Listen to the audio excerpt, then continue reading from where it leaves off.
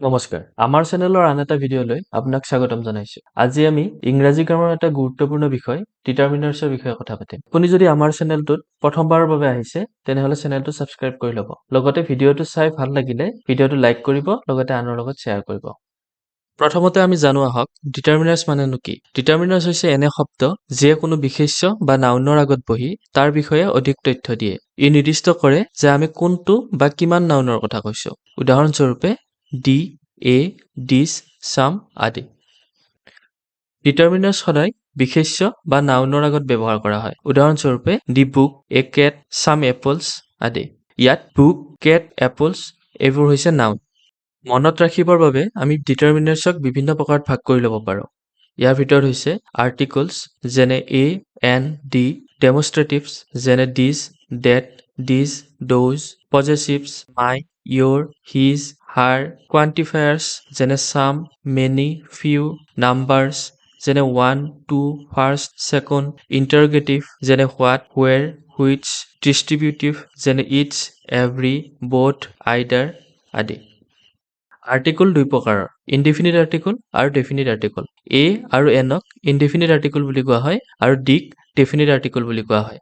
আমি এই ভিডিঅ'টোত আৰ্টিকলৰ বিষয়ে বিতংকৈ কথা নাপাতো, কাৰণ ইতিমধ্যে আমি আমাৰ চেনেলত আৰ্টিকলৰ ওপৰত এটা ভিডিঅ' প্ৰস্তুত কৰিছো।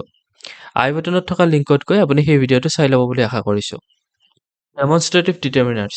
ডেমনষ্ট্ৰেটিভ ডিটাৰমিনাৰ্ছ হৈছে এনে শব্দ যিয়ে বিশেষ্য বা নাউনৰ আগত বহি তাৰ অৱস্থান বা পৰিচয় নিৰ্দিষ্ট কৰে। যেনে দিছ, ডেট, ডিজ, ড'জ এইবোৰে দেখুৱায় যে বিশেষ্যটো কাষত আছে নে দূৰত, একক নে বহুবচন। উদাহৰণস্বৰূপে দিছ বুক, ডেট কাৰ, দিছ ফ্লাৱাৰ্ছ, ড'জ বাৰ্ডছ ইত্যাদি। ইয়াত দিছ, ডেট, ডিজ বা ড'জে বস্তুটোৰ অৱস্থিতিৰ কথা আমাক বুজাই দিছে।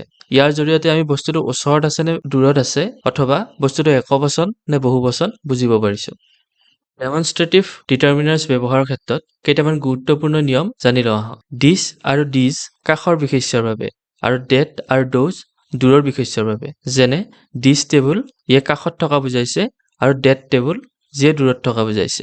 দিছ আৰু ডেট একক বিশেষ্যৰ বা ছিংগুলাৰ নাউনৰ সৈতে আৰু ডিজ আৰু ড'জ বহুবচন বিশেষ্য বা প্লুৰেল নাউনৰ সৈতে ব্যৱহাৰ কৰে। যেনে দিছ ডগ সঠিক, কিন্তু দিছ ডগছ ভুল। ইয়াত ডিছৰ সলনি ডিজ লিখিব লাগিব। ডেমনষ্ট্ৰেটিভ ডিটাৰমিনাৰ্ছ সাধাৰণতে নিৰ্দিষ্ট বিশেষ্যৰ কথা কয়। যদি আপুনি সাধাৰণভাৱে কিবা কয় তেনেহলে আৰ্টিকল বা আন ডিটাৰমিনাৰ ব্যৱহাৰ হ'ব পাৰে। উদাহৰণস্বৰূপে ডগছ আৰ ৰয়েল, কিন্তু দিছ ডগছ আৰ লয়েল। দ্বিতীয়টো বাক্যত নিৰ্দিষ্টকে কুকুৰকেইটাক বুজোৱা হৈছে, কিন্তু প্ৰথম বাক্যটোত কুকুৰ প্ৰজাতিটোৰ কথা সাধাৰণভাৱে বুজোৱা হৈছে। পজেছিভ ডিটাৰমিনাৰ্ছ। পজেছিভ ডিটাৰমিনাৰ্ছটো যিয়ে বিশেষ্য বা নাউনৰ আগত বহি তাৰ সম্পৰ্ক দেখুৱায়।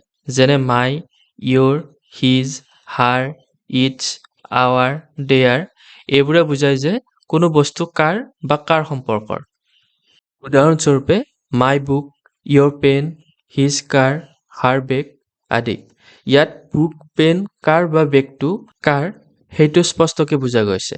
পজেছিভ ডিটাৰমিনাৰ্ছ ব্যৱহাৰৰ ক্ষেত্ৰত কেইটামান গুৰুত্বপূৰ্ণ নিয়ম হৈছে পজেছিভ ডিটাৰমিনাৰ্ছ সদায় বিশেষ্যৰ আগত ব্যৱহাৰ হয়। যেনে মাই কেট, কিন্তু অকলশৰীয়াকে মাইৰ ব্যৱহাৰ নহয়। একে বিশেষ্যৰ আগত পজেছিভ ডিটাৰমিনাৰ্ছ আৰু আন ডিটাৰমিনাৰ যেনে দি বা দিছ একেলগে ব্যৱহাৰ নহয়। যেনে দি মাই বুক ভুল হ'ব। ইয়াত মাই ডিটাৰমিনাৰ্ছটো থকাৰ কাৰণে ডিটোৰ ব্যৱহাৰ নহয়। কোৱান্টিফায়াৰ ডিটাৰমিনাৰ্ছ।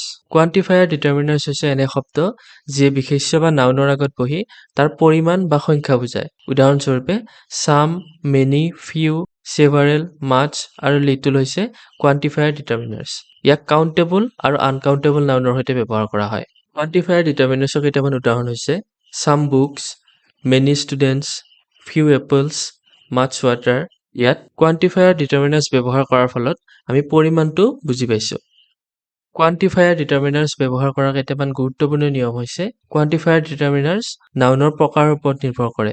মেনি, ফিউ, সেভাৰেল কেৱল কাউণ্টেবল নাউনৰ সৈতে আৰু মাছ, লিটল আনকাউণ্টেবল নাউনৰ সৈতে ব্যৱহাৰ হয়। যেনে মেনি এপলছ শুদ্ধ বাক্য, কাৰণ এপল এটা কাউণ্টেবল নাউন, কিন্তু মেনি ৱাটাৰটো ভুল হ'ব, কাৰণ ৱাটাৰটো আনকাউণ্টেবল নাউন। চাম ইতিবাচক বাক্য আৰু এনি প্ৰশ্ন বা নেতিবাচক বাক্যত বেছি ব্যৱহাৰ কৰা হয়। যেনে আই হেভ চাম পেনছ, কিন্তু I don't have any pens প্ৰথম বাক্যটো ইতিবাচক হোৱাৰ বাবে someৰ ব্যৱহাৰ হৈছে আৰু দ্বিতীয় বাক্যটোত নেতিবাচক বুজাবৰ কাৰণে anyৰ ব্যৱহাৰ কৰা হৈছে quantifier determiners undeterminer যেনে the বা myৰ সৈতে একেলগে ব্যৱহাৰ নহয় যেনে the some books ফুল সঠিক হ'ব some books ইয়াত some থকাৰ কাৰণে ইয়াৰ আগত আৰু the ৰ ব্যৱহাৰ নহয় number determiners নাম্বাৰ ডিটাৰমিনাৰ্স হৈছে এনে শব্দ যে বিশেষ্য বা নাউনৰ আগত বহি তাৰ সঠিক সংখ্যা বা ক্ৰম বুজায় উদাহৰণস্বৰূপে 1 book 2 cats first prize second place ইয়াত 1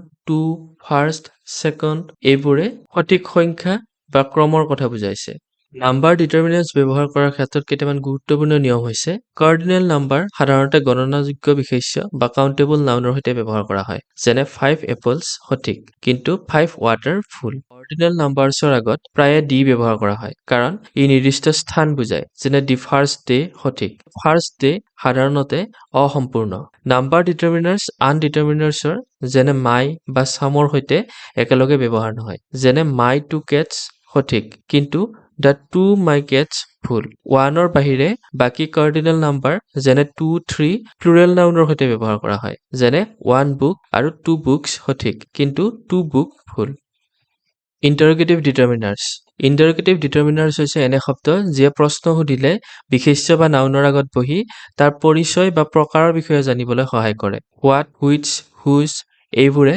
প্ৰশ্নৰ জৰিয়তে বিশেষ্যৰ বিষয়ে নিৰ্দিষ্ট তথ্য বিচাৰে উদাহৰণস্বৰূপে What game do you play?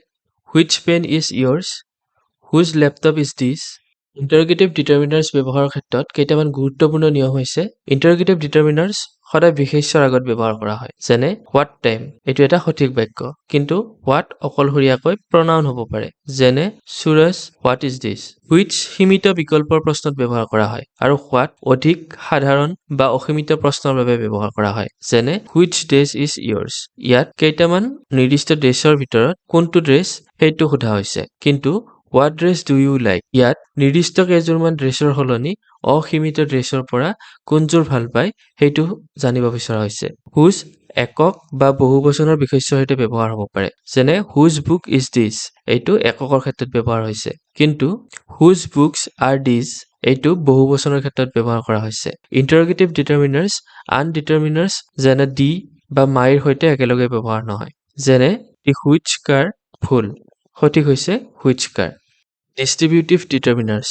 ডিস্ট্ৰিবিউটিভ ডিটাৰমিনাৰ্স হৈছে এনে শব্দ যিয়ে বিশেষ্য বা নাউনৰ আগত বহি এটা গোটৰ প্ৰতিজন সদস্য বা পৃথক উপাদানৰ বিষয়ে কয় ইংৰাজীত মূল ডিস্ট্ৰিবিউটিভ ডিটাৰমিনাৰ্স হ'ল ইচ এভৰি আইদাৰ নেইদাৰ আৰু both এইবোৰে গোটৰ ভিতৰৰ ব্যক্তি বা বস্তুবোৰক পৃথকভাৱে বা যুগ্মভাৱে বুজায় উদাহৰণস্বৰূপে ইচ প্ৰতিজন বা প্ৰতিটো যেনে each child every প্ৰতিটো যেনে every morning either দুটা বিকল্পৰ মাজৰ পৰা যিকোনো এটা যেনে either you or me neither দুটা বিকল্পৰ মাজৰ কোনোটোৱেই নহয় যেনে neither he nor she both দুটা বস্তু বা ব্যক্তি একেলগে যেনে both friends এইবাৰ ডিস্ট্ৰিবিউটিভ ডিটাৰমিনাৰ্স ব্যৱহাৰ কৰাৰ ক্ষেত্ৰত কেইটামান গুৰুত্বপূৰ্ণ নিয়ম আলোচনা কৰা হওক ইচ আৰু এভৰি সিঙ্গুলাৰ নাউনৰ সৈতে ব্যৱহাৰ কৰা হয় যেনে ইচ বয় ইজ ৰেডি এইটো এটা সঠিক বাক্য কিন্তু ইচ বয়জ আৰ ৰেডি এইটো এটা ভুল বাক্য আইদাৰ আৰু নেইদাৰ কেৱল দুটা বিকল্পৰ বাবে ব্যৱহাৰ কৰা হয় both